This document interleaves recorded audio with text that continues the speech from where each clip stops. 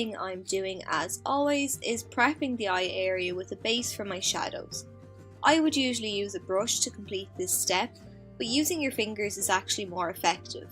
The base is quite creamy, so the warmth of your fingers will help melt the product into the skin much quicker than if you used a brush.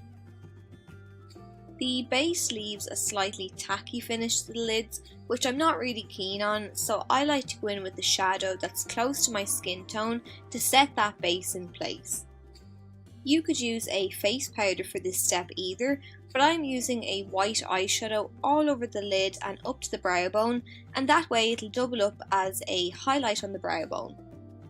I love cotton buds for makeup removal as well as application, so I'm starting off with this pointed tipped cotton bud and I'm mapping out the guideline as always so that I know to keep the blending inside of that line.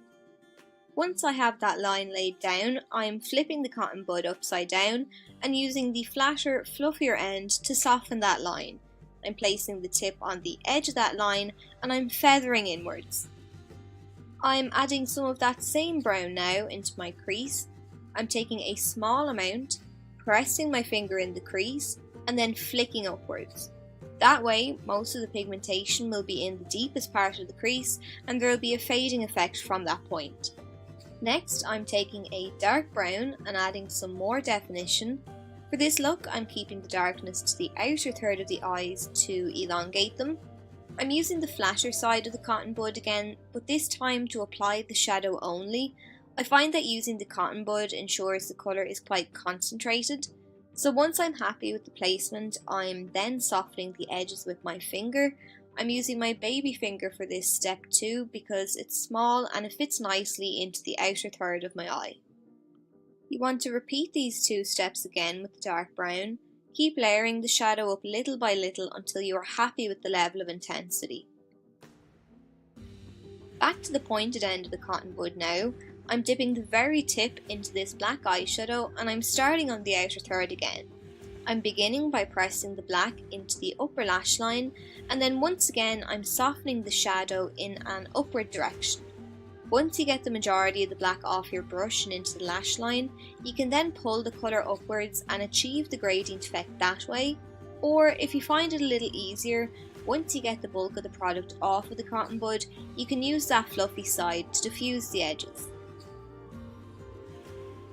I then decided to add a little more brown to soften the black even further, and then I just blended it out with my finger.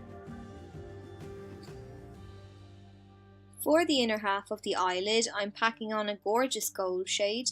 I'm using the flat side again opposed to my finger because I can pack on the colour much better this way.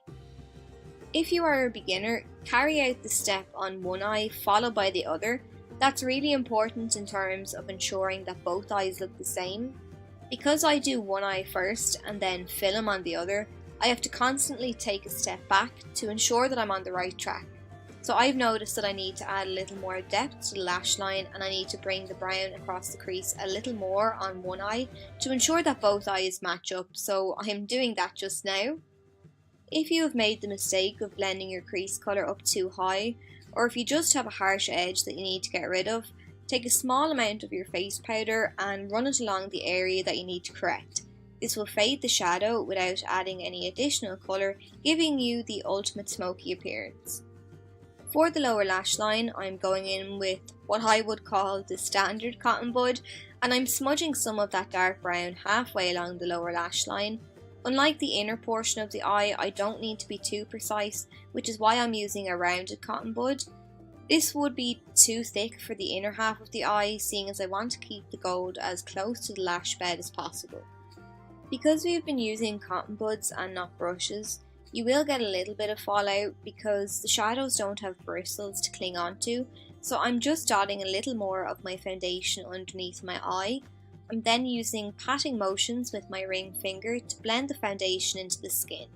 This will not only clean up underneath the eye area, but I can use it to sharpen up the eyeshadow to give me that nice clean crisp line. To finish off the look, I'm just curling my lashes and keeping it quite simple by just applying a few coats of mascara to both my top and bottom lashes, and then that's it. So I hope you found this video helpful and maybe picked up a few tips and tricks. If you liked it, don't forget to comment, thumbs up and subscribe if you haven't already, and I'll see you all in my next tutorial.